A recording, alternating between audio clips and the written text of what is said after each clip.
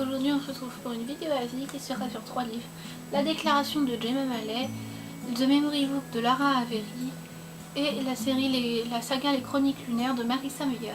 Alors je vous laisse avec la suite et c'est parti. Donc je vais tout d'abord commencer par la trilogie La Déclaration de Jemma Malet. Cette trilogie est composée du tome La Déclaration, La Révélation et La Résistance, publié aux éditions Naïve et écrit du coup par Jemma Malet. Donc je vais vous lire le résumé du premier tome, La Déclaration. Angleterre, 2140. Les adultes peuvent choisir de ne plus mourir s'ils renoncent à faire des enfants. Anna vit depuis presque toujours au foyer de Grange Hall, un pensionnat pour les surplus, des enfants qui n'auraient pas dû naître, des enfants dont les parents ont défié la loi en les mettant au monde. Anna n'a plus de parents désormais. Confinée dans l'enceinte du pensionnat, elle travaille très dur pour effacer leurs fautes. Anna a tout oublié de son passé, jusqu'au jour où arrive un jeune homme, un jeune garçon, qui semble la connaître. Mais qui est ce Peter? Pourquoi ne la laisse-t-il pas tranquille? Et pourquoi elle, Anna, se sent-il soudain si troublée? Donc l'extrait qui est aussi donné en 4e de couverture, c'est: elle aperçut Peter et plissa légèrement les yeux en passant devant lui. C'est seulement lorsqu'il prononça son nom qu'elle s'arrêta, à contre-cœur.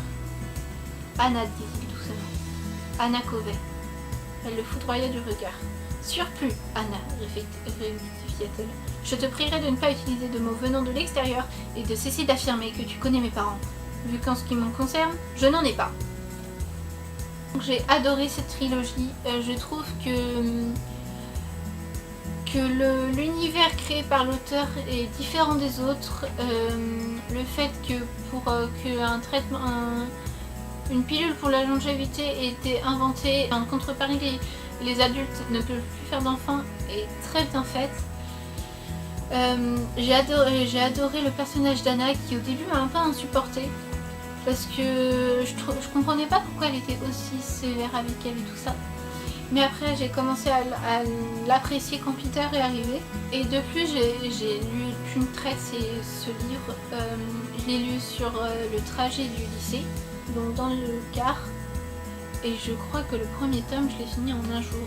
J'ai dû le lire en à peu près 1 heure, oui. Donc je donnerai à ce livre un 5 sur 5.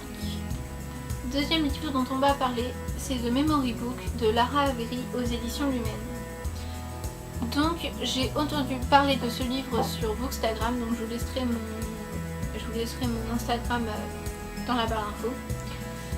Et ce livre, je voyais beaucoup de monde qui en parlait, que c'était un coup de cœur, et du coup j'ai voulu le lire, donc je l'ai réservé sur la médiathèque de Pontchâteau. Et je l'ai lu, donc j'ai dû le lire en un soir je crois. Alors je vais vous lire le résumé. On me dit que ma mémoire ne sera plus jamais la même, que je vais commencer à oublier des choses. Au début, juste quelques-unes, mais ensuite beaucoup plus.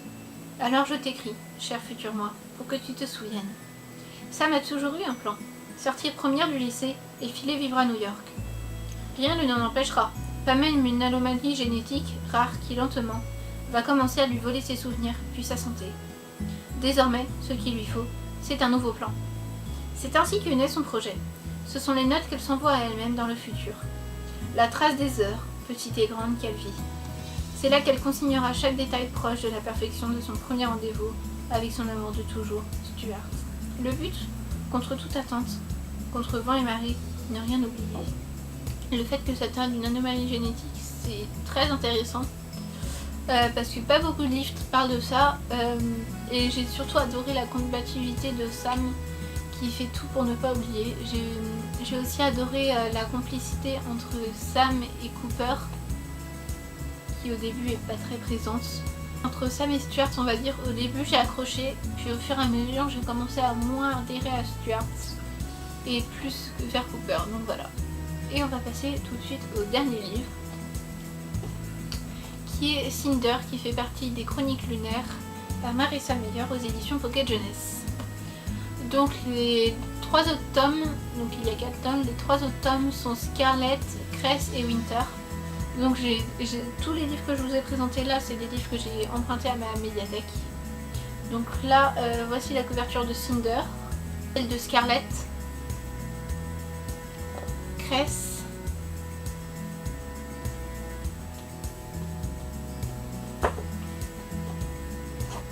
et pour finir Winter, le dernier tome. Donc le premier tome des Chroniques lunaires se prénomme Cinder. Je vais vous lire le résumé. Humains et androïdes cohabitent tant bien que mal dans la ville de New Benji. Une terrible épidémie ravage la population. Depuis l'espace, un peuple sans pitié attend son heure. Personne n'imagine que le salut de la planète Terre repose sur Cinder, brimée par son horrible belle-mère. Car la jeune fille, simple mécanicienne mi-humaine mi-cyborg, détient sans le savoir un secret incroyable. Un secret pour lequel certains seraient prêts à tuer. Que dire sur ce livre? J'ai adoré. D'ailleurs, j'ai oublié de mettre une note pour The Memory Book, je donnerais 5 sur 5 à ce livre aussi. Et à celui-là, si je pouvais, je lui donnerais 6 sur 5, j'ai adoré. C'est un livre qui est hyper addictif, j'ai pris goût à le lire. J'ai pas mis beaucoup de temps à lire. Je l'avais déjà lu il y a quelques années et j'avais pas tellement apprécié. Et cette relecture du premier tome et après la lecture des 3 autres tomes m'a rendu totalement dingue de cette saga. Donc j'ai personnellement adoré le personnage de Cinder et aussi celui de Iko. Parce que Iko, elle me fait tellement rire, mais alors, elle est tellement chou. J'ai adoré les personnages, j'ai adoré l'univers, j'ai tout adoré dans ce livre. Voilà. Je ne sais pas comment expliquer le fait que j'ai adoré tous les livres que j'ai lus là. On va dire si je devais classer un peu ces livres, celui-là vient, cette saga, les Chroniques lunaires viendra en premier, The Memory Book en second et la trilogie de la Déclaration en troisième. On va dire, on va de révélation en révélation dans ce livre et c'est ce qui m'a donné envie de le continuer parce qu'au début j'accrochais pas trop.